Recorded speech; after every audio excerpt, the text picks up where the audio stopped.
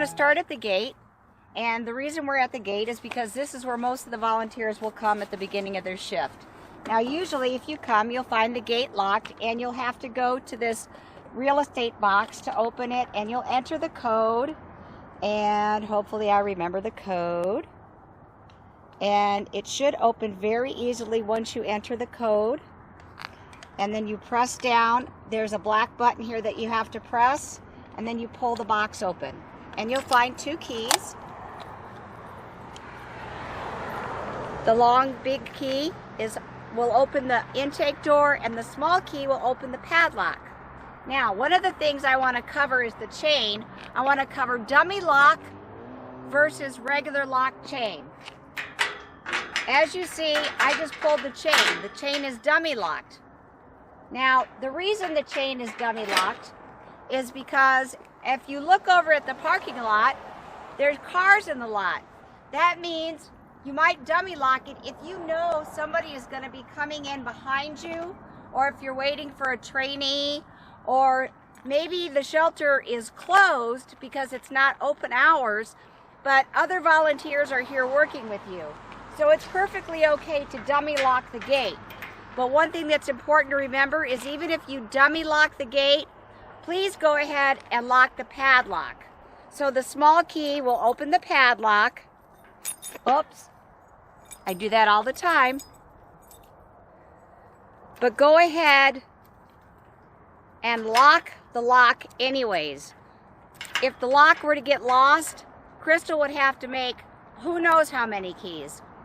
Volunteers who have regular weekday shifts have their own set of keys, so they don't have to use the real estate box to get the keys out. So, if you're locking the gate because your shift is over, or because you're the only one here and you don't want anybody coming in, make sure you lock the gate. You put the lock through the chain orange to orange. Always orange to orange to make sure the gate is completely locked. Now, we're going to go ahead and dummy lock it because we're going in and out. But the other thing I want to show you is these really cool thermal bags. It's very nice and warm right now, but when it's not warm, the locks don't work very well. So these thermal bags are very, very handy to keep the lock mechanism above freezing temperature. Same thing with the real estate lock padlock. And the strings don't always work real well, but the bag is big enough that you can tuck the fabric behind it. And then if it gets raining, freezing rain, or snow, these bags keep that real estate bag warm enough that when the next volunteer comes in, the mechanism will still work for them. So now, you've gotten the key out. You go to put the key back in, or even if you didn't put the key back in right away, make sure when you put it back, you change the tumblers up so that you don't accidentally leave the combination showing for anybody. I will say that after we're done with all of our training, we're going to be changing the combinations. So keep that in mind. If you come to your shift, once the combinations are changed, I will be emailing all of our volunteers to let you know what the new code is, but I'll do that once the code is changed, not before. If you fall off of our rosters for some reason, maybe you haven't been here in the last 30 to 45 days, you won't have the code, so you'll need to text me to get the code. If you come in for a shift and you haven't been to any of these trainings and you haven't watched the video in a while, let me know, and I'll make sure you have the code to get in on your shift. All right, next thing we're going to go see is I want to take you out to see our intake. Well, before I do that, I want to show you our lovely dumpster. Dumpster. You guys know there's a dumpster out there.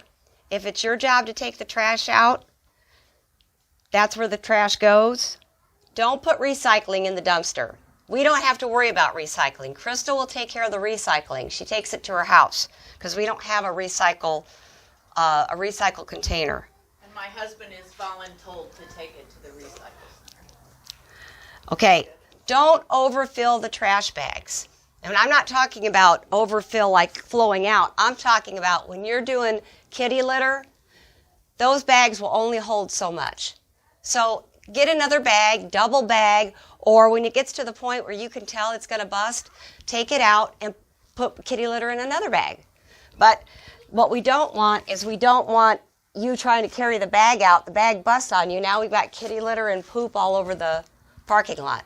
That's just a health hazard. So be careful with the trash bags. We can get plenty more trash bags, so just be real careful on that. And when it gets hot outside, it gets really disgusting. So let the smell be over there in the dumpster. If you see trash on your way to the dumpster or anywhere in the grounds, go ahead and pick it up. It gets very, very breezy, especially in the spring and in the fall. And it may not be our trash. It may have come in off the highway. That's okay. Just take the time, pick it up, because we want to present a professional appearance now that we're in this neighborhood. We don't want to give people reason to complain about our being here. So take the time. It only takes a minute. If you see a piece of trash, pick it up, whether you're out walking dogs or you're just walking from your car.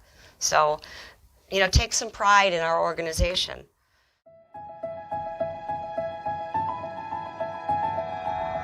So this is our meet and greet area. This is going to be a wonderful area when new families come to meet a potential adoptable dog. What we can do is we can have the family in here, and then we can bring the dog from the kennels instead of having the family go into the kennels, which tends to be a more stressful situation for the dogs, and it's loud. So we'll have the family come here, and then we'll bring the dog in here to meet them. Come on in, let me show you how wonderful this place is. It's a big open space, and let's say the family has a pet already and they want to see if the two pets can meet. We can bring a ball in here, we can close the door, let the dog off lead, we can let the dog chase the ball, and we can just see how the family interacts with the animal. I've already had a couple of dogs in here and they love this area. Also, because the area is new, they will probably eliminate, so it's probably a good idea to have a couple of plastic bags with you. And of course they'll bark, but that's just what they do. But they love this area back here. And they just sniff and play and sniff and play. And they get to meet the new family, and the new family gets to meet them. And then they get to have time to think about whether it's going to be a new match. And having it out here, away from the kennels, it's just so much more relaxed. And they get to see more of the true nature of the animal rather than having them bark and bark and bark inside the kennels. So usually, as a volunteer, you may not be involved in the meet and greet unless a staff member actually tells you to go get an animal and bring them out. It may not be you who's doing it, but just be aware if someone asks you that we do have this area for meet and greets, because you're going to have friends that will ask you and say, well, what if my dog doesn't get along with that dog? You can say, oh, they have a fabulous meet and greet area over there. So that's why I wanted you guys to be aware of this. So it's all set, ready to go.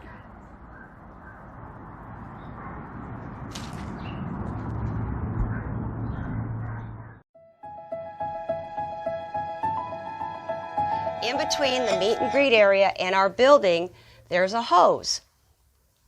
That hose can be used for rinsing off your boots, kennels, whatever. But right now, it's not hooked up. The reason it's not hooked up is because of the freezing temperatures. So if you use it, take the time to disconnect it again and put the thermal bag back on the faucet. The last thing we need is freezing pipes. Okay.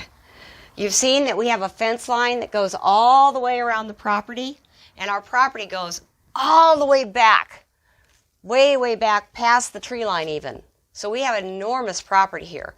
And it's enough space that someday we may even be able to build our dream building. But this fence doesn't belong to us. It actually belongs to the county highway.